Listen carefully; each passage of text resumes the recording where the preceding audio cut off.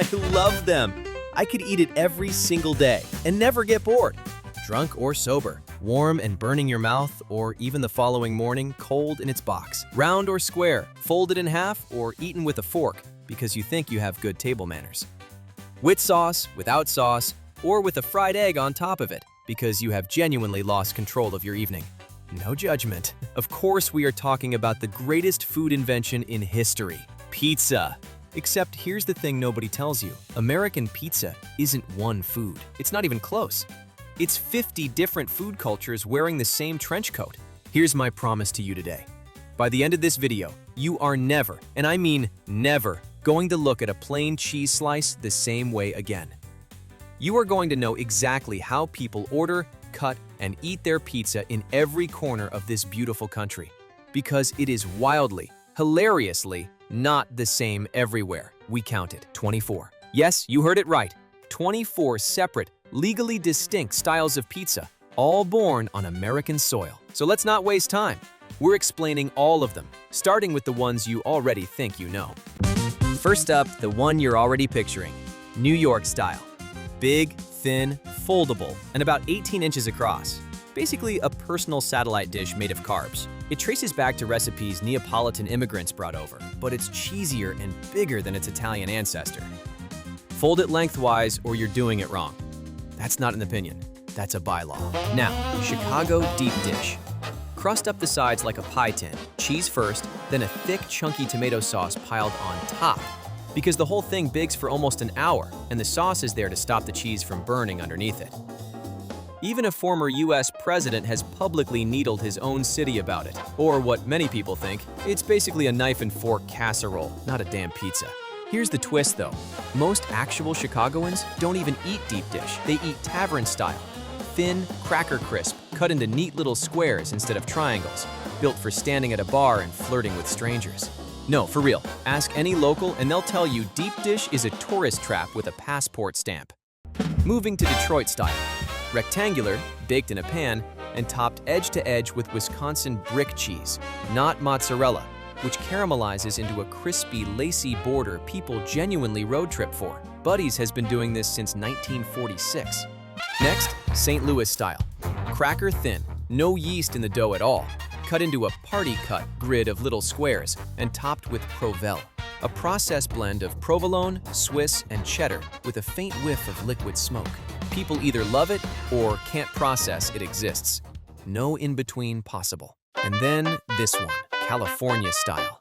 The rule breaker. Born in the 1980s out of restaurants like Chez Panisse and Spago, where chefs started putting smoked salmon, goat cheese, arugula, and fried chicken on pizza, back when that sounded borderline criminal. One of those chefs later invented BBQ chicken pizza for a brand new chain called California Pizza Kitchen. So yes, every weird topping you've ever seen, California did it first, on purpose. Then there's New Haven Apizza, pronounced Abeets, don't argue. Fired in a coal oven so hot it chars the crust almost black. Made with pecorino romano instead of mozzarella, and sauce that's never pre-cooked. Its most famous child is the white clam pie. No sauce, no mozzarella, just raw clams, garlic, olive oil, and oregano. Invented in the 1950s because someone looked at their clam appetizer sitting a little too close to a plain white pizza. And finally, the heavy hitter nobody saw coming, Grandma Pizza. Thin, rectangular, less proofing time than its Sicilian cousin, dead simple toppings, cheese, fresh sauce, maybe an herb if you're feeling fancy. Invented on Long Island by actual grandmothers who didn't own pizza ovens. And one important thing, no pineapple allowed. Somehow, the most powerful rule on this entire list. So that's 8 down and only 16 to go. From now on we go rapid fire, my friends. Ingredients only and no time for feelings or too many background stories. South Shore Bar Pizza, Massachusetts. 10-inch personal pan, cheddar instead of mozzarella, cheese pushed all the way to the rim so it chars into a lacy black ring. Ask for it laced for extra burnt edge. On purpose. One of my favorites, Buffalo-style pizza. Focaccia light dough, absolutely drowning in cheese. Sauce that's slightly sweet against spicy. charred pepperoni oil. No crust rim at all. Toppings run straight to the edge. Napkins are mandatory. And the following day, your visit on the toilet reminds you to this bite. Then we have the DC Jumbo Slice. Exactly what it sounds like. Slices up to 16 inches long, served in containers built for exactly one bad decision. Trenton Tomato Pie from New Jersey. Sauce goes on top of the cheese, the reverse of basically every other pizza on this list, for a punchier, more tomato-forward bite. Been doing it since 1910, so I guess people love it then? Philadelphia Tomato Pie. Thick, square, focaccia-adjacent dough, chunky tomato sauce, and cheese that's more of a rumor than an ingredient. Maybe a dusting of Parmesan if you're lucky. Traditionally eaten cold. Fight about it later. Up next, Old Forge, Pennsylvania. You don't order a slice, you order a cut. You don't order a pie, you order a tray. Comes in red, sauced, or white. Double-crusted, stuffed, no sauce at all. One whole town, one shared vocabulary. Another one, the Ohio Valley style from Steubenville, Ohio. Dough, sauce, and a light dusting of cheese go in the oven. Then a second layer of cold cheese and toppings gets added after it comes out. Hot crust, cold cheese, one bite, since 1945. Then Quad Cities style, Iowa-Illinois border. Malt syrup in the crust for a sweeter, softer bite. Spicy sausage-loaded sauce, and always cut into strips. Never triangles, never squares. Colorado Mountain Pie, Bo Joe's, Idaho Springs. Sold by the pound. Thick braided crust sweetened with honey instead of sugar, served with extra honey on the side for dipping the crust like dessert. The restaurant's own origin myth involves a fur trapper, a woolly mammoth, and a recipe carved into a turtle shell. The real story is way more boring. I prefer the turtle. Now we are getting to the international-inspired ones.